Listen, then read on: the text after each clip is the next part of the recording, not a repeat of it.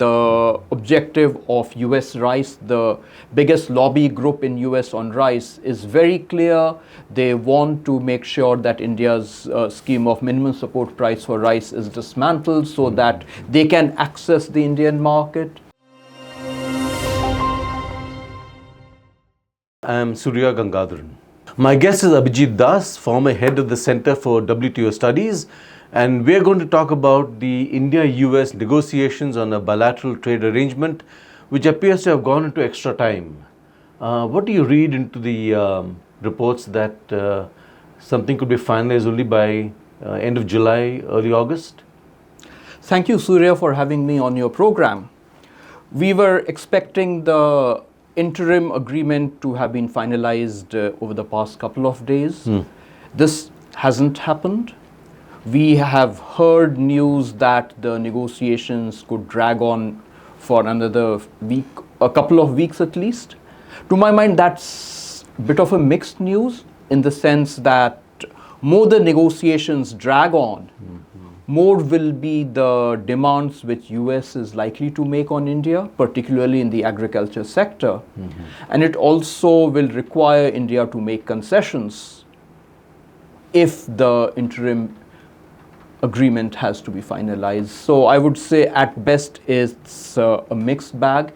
It does prevent the possibility of the talks completely collapsing, but it also opens a window whereby India might be required to make some more concessions beyond what it might have already offered to the US over the past week or 10 days.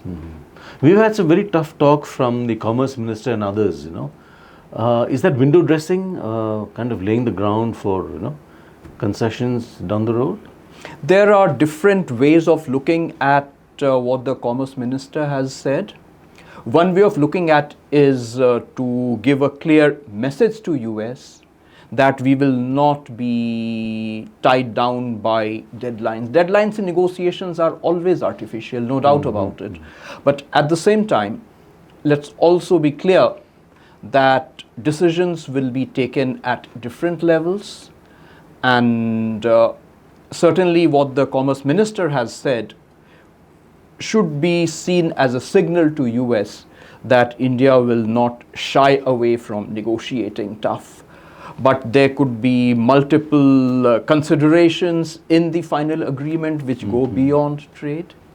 So we'll have to see what happens eventually. Where do you think the US is pressing India? We've heard about agriculture and dairy and so on. Are those the two main areas? Agriculture, we have sectors such as poultry, then products such as soyabean, corn, could have been rice or wheat, we don't know. The objective of US rice, the biggest lobby group in US on rice, is very clear.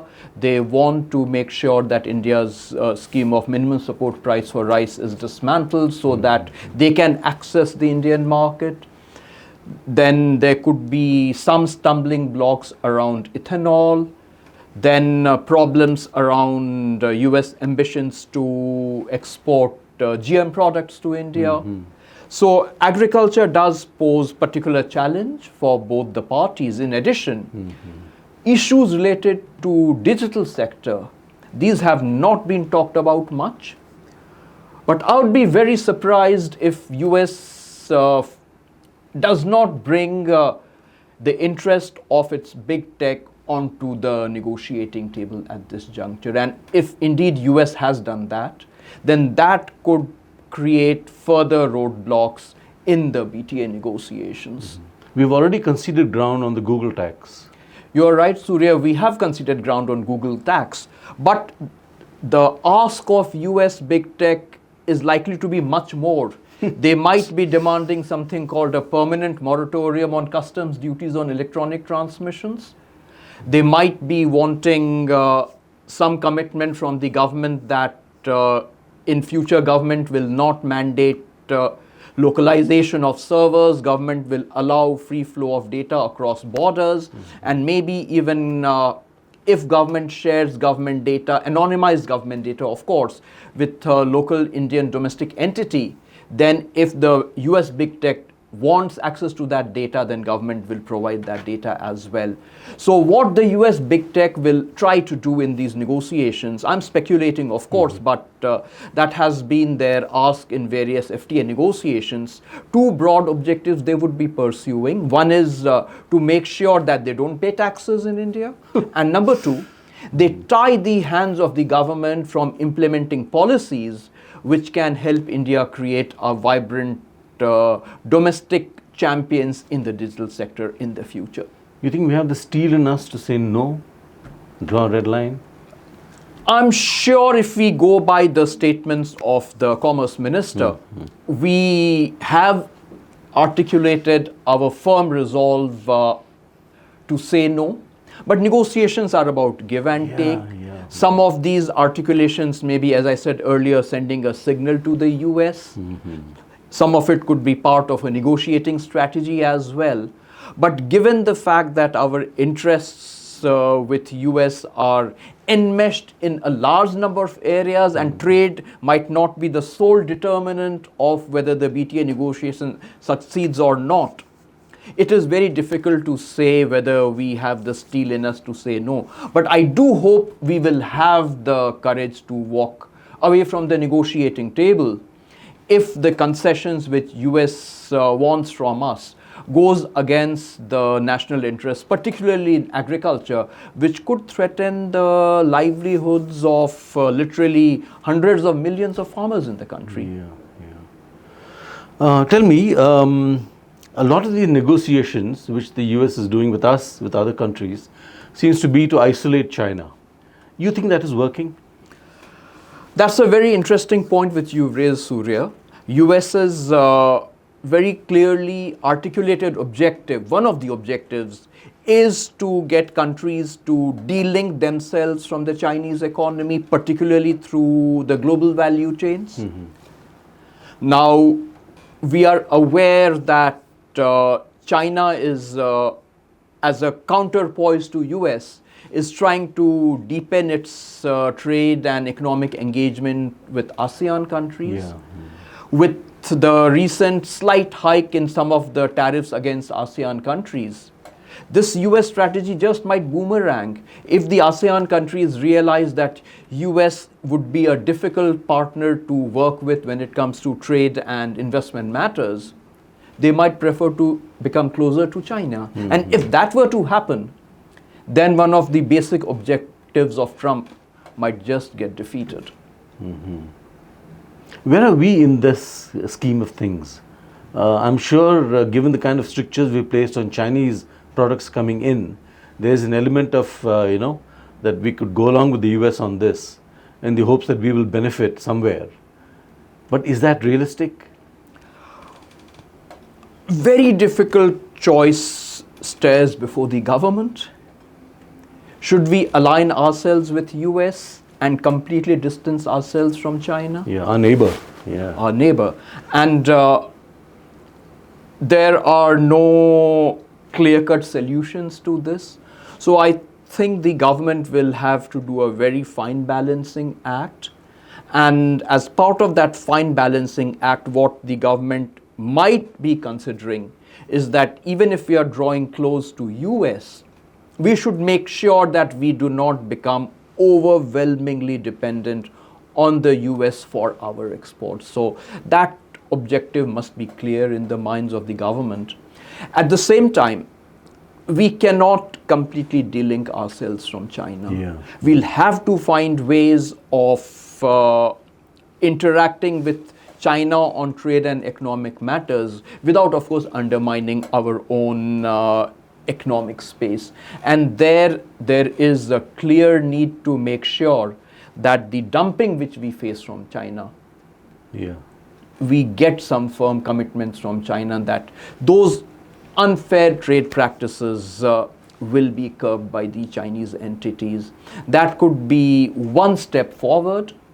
That could allay the fears of some of our manufacturers in the country.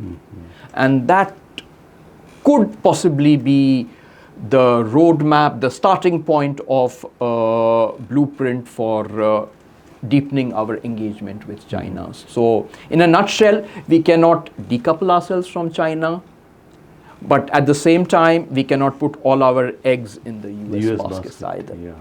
But the Chinese are doing this worldwide, this dumping, the undermining of even European auto industry. They're doing that also.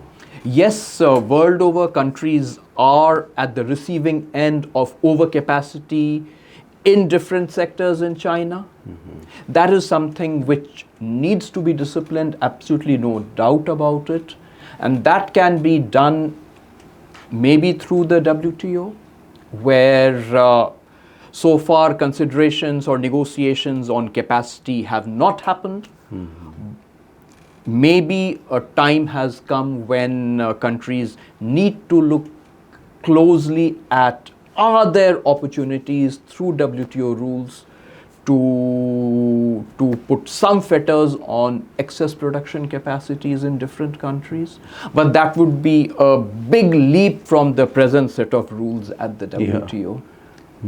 And in what direction that leap will head is difficult to say, but I don't rule out that possibility. Let's bear in mind that it's in the interest of China to make sure that the multilateral rules of the WTO get strengthened, WTO as an institution continues. For China, it's a big bulwark against unilateral action against the country. So China may not be hesitant in discussing issues around capacity at the WTO. But the WTO has been largely silent. I mean, we haven't heard very much from... WTO members have been very, very hesitant in openly challenging what President Trump is doing, clearly for the fear of retaliation. And it's not an unexpected reaction. But having said that, if some of the WTO members were to join hands, that might enhance the collective resolve of the global South to explore ways through which President Trump could be brought back to respect trade rules. I know it's a very big ask, very difficult task, but to my mind, that's the only way forward. If WTO members just look at their narrow national interests, then not only will they be failing in protecting their narrow national interests, they will be exposing themselves to further arbitrary, whimsical, unjustifiable action by President Trump in the future. Like what he's doing with Brazil and Bolsonaro, case in point. Absolutely, you're very correct over there. And that's entirely a new dimension. Using the threat of tariffs to interfere in internal matters of other countries. And that is something which might compel Brazil or goad Brazil into creating some sort of a coalition of a few willing countries of the global South to explore ways of, I won't say hitting back at the US, but at least exploring ways whereby President Trump could be shown the pitfalls of what he's attempting through tariffs. Do you see any evidence of that, the global South kind of getting together? Recently, you would have read the statement which emerged from the BRICS meeting. In that statement, there was a very clear criticism, without naming Trump, without naming US, about the unilateral tariffs and non-trade measures which countries have started implementing and flouting WTO rules. If that is an indicator, then maybe we are seeing the initial moves of which could eventually lead to consolidation of some countries from the global South against the actions of President Trump. But when you look at the WTO, it's been rendered fairly toothless, isn't it?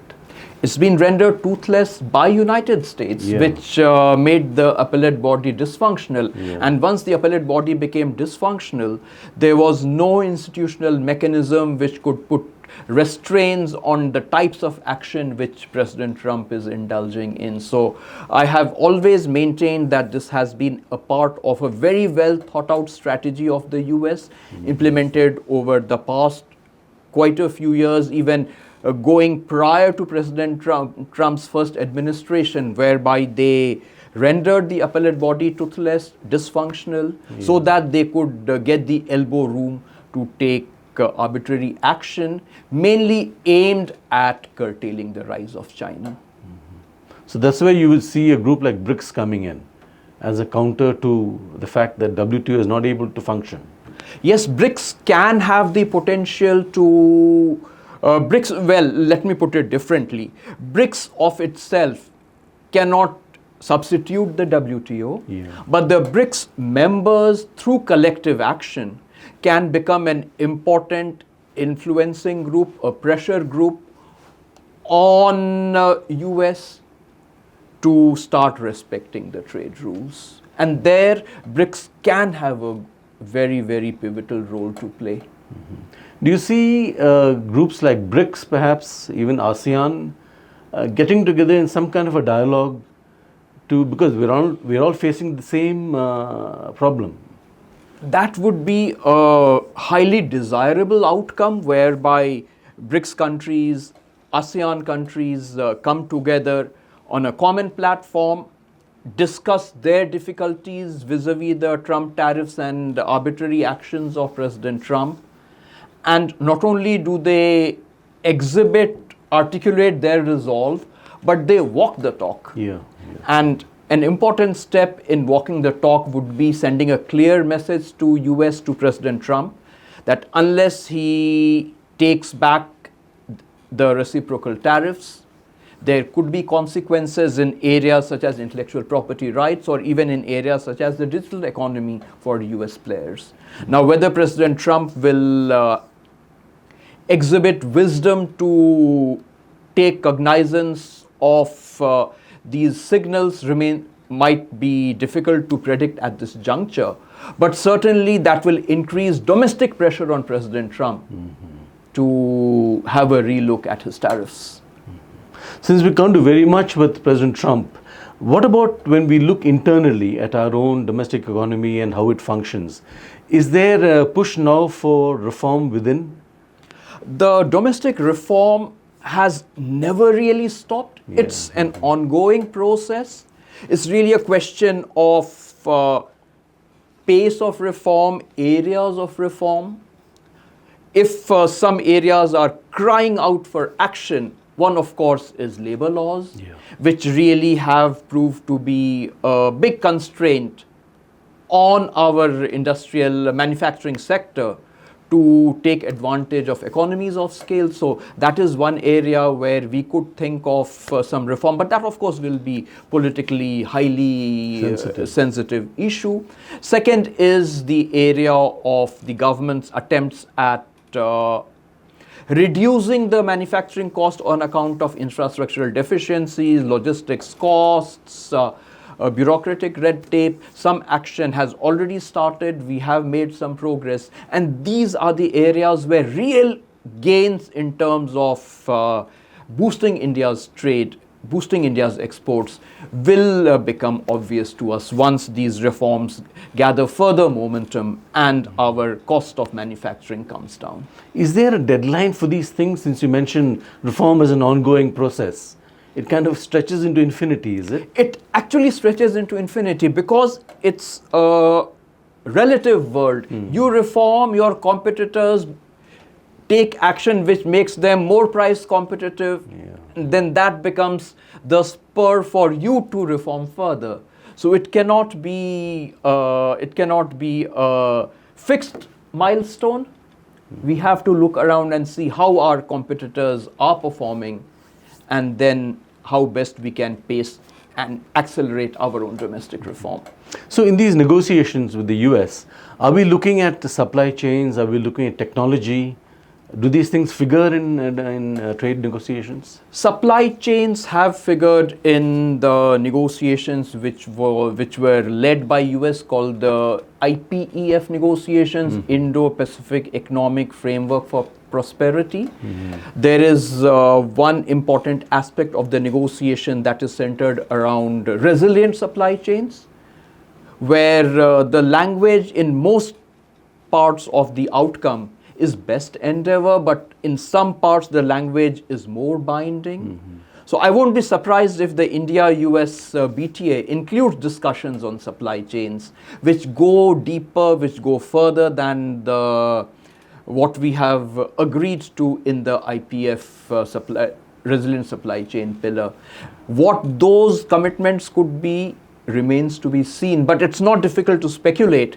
Part of those commitments would seek to get countries further away from integrating with China or having closer links with China on economic matters. So could it be that the US wants a deal with us? They see it as a positive in terms of keeping the Chinese away, and to that extent there may be more willingness to listen to what we have to say and perhaps move forward on some of those things? That certainly would be one of the imperatives before President Trump, but the biggest imperative before him is something which has been talked of, to get a deal and with a country as big as India. Yeah. That will be a very big feather in his cap. I don't think he may be very particular about the nitty-gritties of the deal, and that's what we have to leverage. Okay. That's interesting. So he may not be interested in the details, as long as he's got some overarching thing with India. Yes, and it's up to him to make sure that the vaulting ambitions of his stakeholders do not derail the likely feather which could be added to his cap. I hope he has that wisdom to recognize this reality, because a deal with India will certainly be a big boost for his global image. But he has to recognize that for a deal to happen, Indian government cannot compromise on basic issues related to agriculture and digital economy. You think his team is sensitized enough? This administration is sensitized to those kind of things? Very difficult to speculate, but I hope they have the wisdom to go down that path. Amen to that. Abhijit Das, thank you very much for your time, and I'm glad we were able to explore some of these issues. Everything is of course up in the air, and will be some time before something comes out, but thank you very much for explaining these issues. Thank you, Surya. It's always a pleasure to be on your program. Thank you once again. That's all we have for you on this show. Do subscribe to our YouTube channel, follow us on social media. Thank you very much.